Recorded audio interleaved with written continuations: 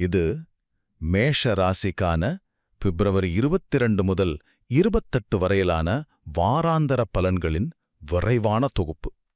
பிப்ரவரி 26ஆம் தேதி வரப்போற புதனின் வக்ர பெயர்ச்சியால, அதாவது புதன் கிரகம் பின்னோக்கி நகர்றதால மேஷ ராசிக்காரர்களான உங்களுக்கு என்னென்ன சவால்கள் வரப்போகுது, அதை எப்படி ஈஸியா சமாளிக்கலான்னு சுருக்கமா பார்ப்போம்.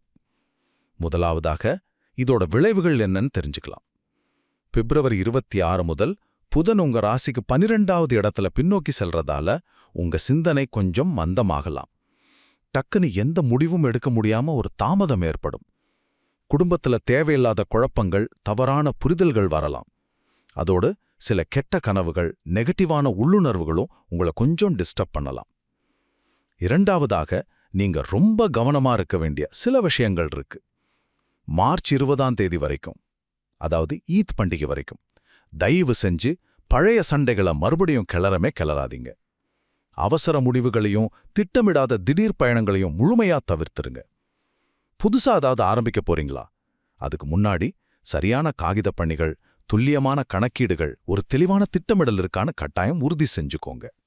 மூன்றாவதாக, இந்த பிரச்சனைகளிலிருந்து தப்பிக்க சில எளிய பரிகாரங்களும் இருக்கு.